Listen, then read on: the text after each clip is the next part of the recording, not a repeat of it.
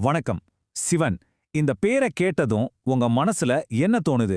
உலகத்தையே துறந்த ஒரு மகா யோகியா, இல்ல ஒரு அன்பான குடும்பத் தலைவரா? சில சமயம் பயங்கரமான அகோரியா தோணுவார், சில சமயம் பேரழகனான சுந்தரரா தோணுவார். ஒரே நபர் எப்படி இத்தனை முரண்பாடுகளோட மொத்த உருவமா இருக்க முடியும்? வாங்க, இந்த ஆழமான புதிரத்தான் நாம இன்னைக்கு அவிழ்க்க போறோம். சரி, முதல்ல இது எடுத்துப்போமே. ஒரு பக்கம் பார்த்தா உலகத்துல இருக்கிற எல்லா ஆசை, பாசம், பந்தம் எல்லாத்தையும் தாண்டின ஒரு உச்சகட்ட துறவி. ஆனா அதே சமயம் இன்னொரு பக்கம் பார்வதி தேவி புள்ளைங்களோட ஒரு அன்பான குடும்பஸ்தரா இருக்கார். யோசிச்சு பாருங்க, துறவரமும் இல்லறவும் எப்படி ஒரே ஆளுக்குள்ள முழுமையா இருக்க முடியும்? இதுதான் நமக்கு முன்னாடி இருக்கிற முதல் பெரிய கேள்வி. அடுத்த முரண்பாட்டை பாருங்களேன். ஒரு பக்கம் சுடுகாட்டு சாம்பல பூசிக்கிட்டு மண்டையோடு மாலையோட பார்க்கவே கொஞ்சம் பயங்கரமா அகோரி மாதிரி இருக்கிறார். ஆனா அவரோட இன்னொரு பேர் என்ன தெரியுமா? சுந்தரர், அதாவது பேரழகன். எப்படி உக்கிரமும் பேரழகும் ஒரே இடத்துல இருக்க முடியும்? இதெல்லாம் சும்மா தற்செயலா நடந்ததா, இல்ல இதுக்கு பின்னாடி ஏதாச்சும் ஆழமான தத்துவம் இருக்கா? நாம தேட போற இந்த பதில் சும்மா ஒரு கடவுளை பத்தின கதை கிடையாது. இது பிரபஞ்சத்தோட இயல்பை பத்தியும் அதுக்கும் நமக்கும் என்ன சம்பந்தங்கிறத பத்தியும் கடைசியா நீங்க யாரு அப்படிங்கிற நம்மளோட அடிப்படை கேள்வியோட ஆணிவேரையே தொடப்போற ஒரு தத்துவ பயணம். வாங்க இந்த பயணத்துக்குள்ள ஒன்னா போலாம். நம்மளோட இந்த பயணத்தை நம்ம ஒரு 5 பகுதியா பிரிச்சிருக்கோம். சிவனோட முரண்பாடுகளை புரிஞ்சுக்க அவர் எப்படி காலங்கடந்த ஒரு பரம்பொருளா இருக்காருன்னு பார்க்க போறோம்.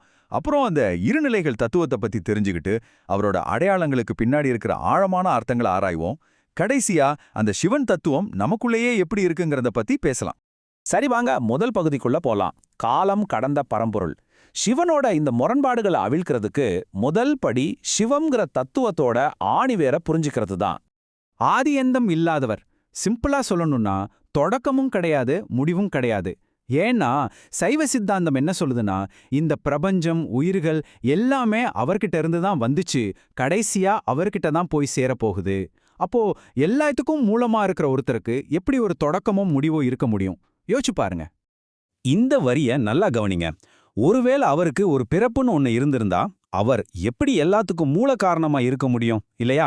அதனாலதான் அவர் தொடக்கமும் முடிவும் இல்லாதவராதான் இருக்கணும்னு ஒரு தர்க்க ரீதியான முடிவுக்கு வர்றாங்க. அதாவது காலம் அவரை கட்டுப்படுத்தல, அவர்தான் காலத்தையே தன் கட்டுப்பாட்டுல வச்சிருக்காரு. இந்த மாதிரி காலம் கடந்த ஒரு பரம்பொருளை நம்ம எப்படி புரிஞ்சுக்கிறது? அதுக்காகத்தான் அவர் 3 நிலைகள்ல வெளிப்படுறார். நம்மள மாதிரி பக்தர்களுக்காக நடராஜர் மாதிரி ஒரு உருவத்தோட வர்றார். அது உருவம். தத்துவ ரீதியா லிங்க வடிவத்துல அவரை உருவமே இல்லாம பாக்குறோம். அது அருவம். சில சமயம் லிங்கத்து மேல முகம் வச்ச மாதிரி உருவமும் அருவமும் கலந்த அருவுருவம் வடிவத்திலையும் இருக்காரு. இதோட தத்துவம் என்னன்னா, நீங்க அவரை எப்படி பார்க்க நினைக்கிறீங்களோ அப்படி அவர் உங்களுக்கு தெரிவார். ஓகே, இப்ப நாம ஆரம்பிச்ச இடத்துக்கே வருவோம். அந்த பெரிய கேள்வி, துறவியா குடும்பஸ்தரா, அகோரியா சுந்தரரா? இந்த முரண்பாடுகளுக்கு என்னதான் பதில்? அதுதான் நம்மளோட இந்த 2வது பகுதி, இருநிலைகளின் தத்துவம். இந்த ஒரு வரியை நீங்க புரிஞ்சுக்கிட்டீங்கன்னா மொத்த தத்துவமும் உங்களுக்கு புரிஞ்சிடும். சிவனிடம் நாம பார்க்குற இந்த எதிரெதிரான குணங்கள்லாம் முரண்பாடுகளே கிடையாது. அதுதான் முழுமை. படைப்பு, அழிவு, அமைதி, கோபம், அன்பு, துறவு, இது எல்லாமே ஒன்னா சேர்ந்ததுதான் பிரபஞ்சத்தோட இயல்பு. அதுதான் சிவம். இத சிவசக்தி தத்துவத்தை வச்சு நாம இன்னும் சுலபமா புரிஞ்சுக்கலாம். இப்ப சிவம்ங்கிறது அறிவு, ஒரு அசையாத நிலைத்தன்மை. ஒரு விளக்க மாதிரி வச்சுக்கோங்களேன். சக்திங்கிறது அந்த விளக்குல இருந்து வர்ற வெளிச்சம், அதாவது ஆற்றல், செயல். விளக்கில்லாம வெளிச்சம் இல்ல, வெளிச்சம் இல்லாம விளக்குக்கு வேலையே இல்லை. ரெண்டும் சேர்ந்தா மட்டும்தான் ஒரு செயல் நடக்கும். இந்த இருநிலைகள் தத்துவத்தோட ஒரு பெர்ஃபெக்டான விஷுவல் ஃபார்ம் தான் அர்த்தநாரீஸ்வரர். சிவனும் சக்தியும் பாதி பாதியா இணைஞ்சிருக்கிற இந்த திருக்கோலம், அறிவும் ஆற்றலும் ஆணும் பெண்ணும் உன்னை விட்டு உன்னை பிரிக்கவே முடியாத அளவுக்கு இணைஞ்சிருக்குங்கிற பிரபஞ்ச உண்மையை நமக்கு அப்படியே காட்டுது. ஒன்னு இல்லாம இன்னொன்னு முழுமை அடையாது. இந்த தத்துவம் இதோட நிக்கல, இன்னும் விரிவடையுது. சங்கரன், அதாவது சிவன், நாராயணன், அதாவது விஷ்ணு, 2 பேரும் இணைஞ்ச சங்கர நாராயணர் வடிவத்துல பாத்தீங்கன்னா அழிக்கிற சக்தியும் காக்கிற சக்தியும் ஒன்னா இருக்கு. ஒரு நாணயத்துக்கு 2 பக்கம் மாதிரி. இந்த பிரபஞ்சம் இயங்கணும்னா மாற்றமும் தேவை, பராமரிப்பும் தேவை. இந்த 2 சக்திகளுமே அடிப்படையில ஒண்ணுதானே இது நமக்கு உணர்த்துது. வாங்க அடுத்த பகுதிக்கு போகலாம். நாம இப்ப பேசின இந்த பெரிய தத்துவங்கள் எல்லாமே சும்மா ஏட்ல இருக்கிற விஷயம் இல்ல. சிவனோட தோற்றத்துல இருக்கிற ஒவ்வொரு சின்ன சின்ன அடையாளத்துக்குள்ளயும் இது ஒளிஞ்சிருக்கு. அந்த அடையாளங்களோட ஆழமான அர்த்தத்தை இப்ப நாம பார்க்கலாம். சிவனோட ஒவ்வொரு அடையாளமுமே ஒரு தத்துவ புத்தகம் மாதிரி. அவரோட நெற்றிக்கண் அறியாமையையும் நம்ம ஈகோவையும் எரிக்கிற ஞானத்தோட பார்வை. அவர் உடுத்திருக்கிற புலித்தோல் மனுஷனுக்குள்ள இருக்கிற மிருக குணங்களை ஜெயிச்சதோட அடையாளம். கழுத்துல இருக்கிற பாம்பு பயத்தையும் காலத்தையும் அவர் கட்டுப்படுத்துறத குறிக்குது. தலையில இருக்கிற பிறைச்சந்திரன் கால சுழற்சியே அவர் கட்டுப்பாட்டுல தான்னு காட்டுது. கையில இருக்கிற அந்த உடுக்கியோட ஒளிதான் இந்த பிரபஞ்சத்தோட முதல் படைப்பு ஒளியாம். அப்போ நந்தியோட தத்துவம் என்ன? நந்தி சும்மா ஒரு வாகனம் மட்டும்தானா? இல்ல. காளைன்னா என்ன?